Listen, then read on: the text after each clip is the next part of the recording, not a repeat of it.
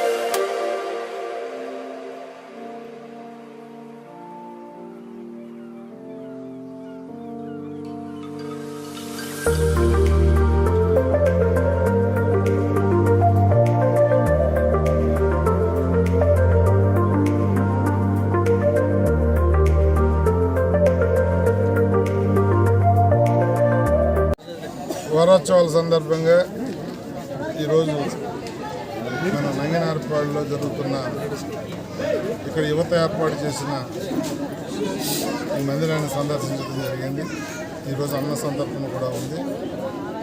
అనేక ప్రాంతాల్లో మన నియోజకవర్గాల్లో భక్తి శ్రద్ధలతో వినాయక నిమజ్జన కార్యక్రమాలు అన్న సందర్భంలో ఒక పండుగలాగా రోజు చూస్తూ ఉన్న యువతని ఆ భగవంతుడి ఆశీస్సులు ఉండాలి అని ఈ నియోజకవర్గ రాష్ట్ర ప్రజలందరికీ కూడా వారి కోరినవన్నీ ప్రసాదించాలని చెప్పి ఏ విఘ్నాలు లేకుండా సాఫీగా అన్ని పనులు జరగాలని ఏదైతే ముఖ్యమంత్రి ఉప ముఖ్యమంత్రి తలపెట్టిన ఈ రాష్ట్ర సర్వముఖోపవృద్ధిని భగవంతుడి ఆశీస్సులు కూడా ఉండాలి అని చెప్పి కోరుకుంటూ మరి ఇక్కడ ఈరోజు ఏర్పాటు చేసిన నిర్వాహకులందరికీ పేరున ధన్యవాదాలు.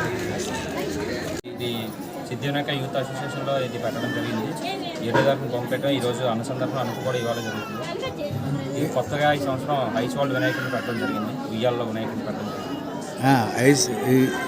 ఎన్ని రోజుల పాటు ఈ పూజా కార్యక్రమాలు జరిగింది? 9 రోజులు. ఇవాళ ఎన్నో రోజు? 9వ రోజు అనుసంతరణ మహోత్సవం ఇవాళనా?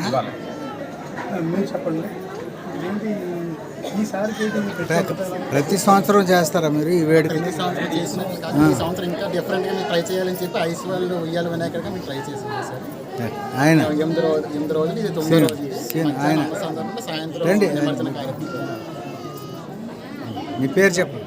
చెప్పండి మీ పేరు. కల్లేపల్లి చంద్రనాయుడు.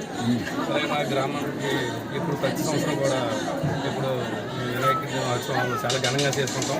ఈ రోజుతో ముగిపోయింది కావున ఈరోజు అనుకున్న మహోత్సవం అలాగే మధ్యాహ్నం 12 గంటలకి అన్నసందర్భన కార్యక్రమం కూడా పెట్టాం. కావున భక్తులందరూ కూడా చాలా ఘనంగా విచ్చేశారు. వాళ్ళకి కూడా పేరున ధన్యవాదాలు తెలుపుకుంటూ ఇట్లు సిద్ధి వినాయక వెరీ గుడ్. సిద్ధి వినాయక నవరాత్రి మహోత్సవం సందర్భంగా ఎప్పుడు జరగని ఈ సంవత్సరం ఇంత ఘనంగా ఇంత హైలైట్గా చేయడం కారణం నేను పెద్దలు, గ్రామ పెద్దలు, నెక్స్ట్ సిద్ధి వినాయక యూత్ ఆధ్వర్యంలోని ఇంత ఘనంగా ఈ సంవత్సరం ఉయ్యాల వినాయకుడిని పెట్టడం జరిగింది.